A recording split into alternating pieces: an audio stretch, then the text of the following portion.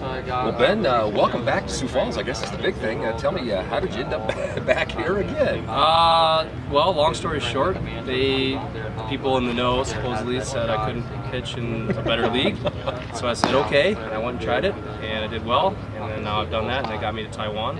And I've done that. I've put that to rest, and now I just want to come back and be comfortable and have a good time again. Well, you said comfortable. I mean, your numbers here have just been outstanding in the years that you've been here. What is it about this situation, this ballpark, this city, this team that works for you? It starts with Steve and Mike. I mean, they make it a fun place to come to work. You know, it doesn't. I mean, obviously, if you're playing baseball, it shouldn't feel like work, but there's places where it does feel like work. And here, it's just a great time. And the way that they treat you like adults, there's no babysitting, they have like 3 rules, and that's it. And you just go and you do your work, and that's it. It's just amazing. And you would know that because you've been in a lot of other situations, and so you can compare this situation to that situation. And yeah, I guess it does matter, doesn't it? Oh yeah, absolutely. You're spending 24/7 with these people for 5 months a year. You got to be comfortable. You got to want to be here because we're not millionaires. We're not making that big money, and so it's something where you got to number one love it, and then number two, just feel comfortable and just want to really do it and sacrifice your summer. Yeah, that might sound like weird to people that want to play professional baseball, but it is a job.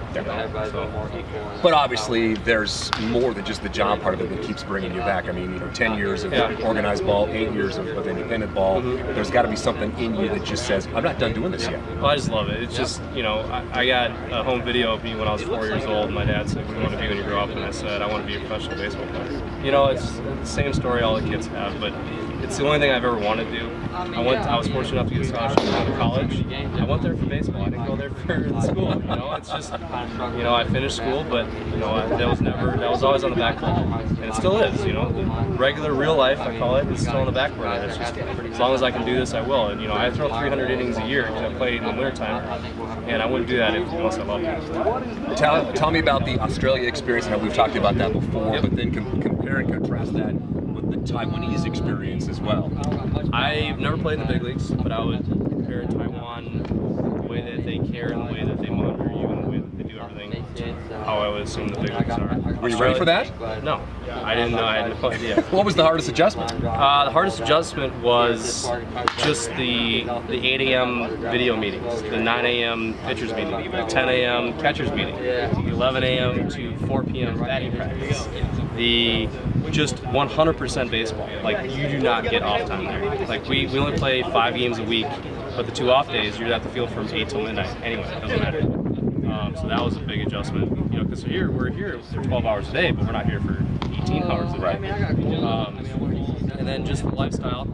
Like, I really like the Asian culture, and I like trying new food and all that stuff. The fans were unbelievable, but the way they ran their baseball was just like a shock to me.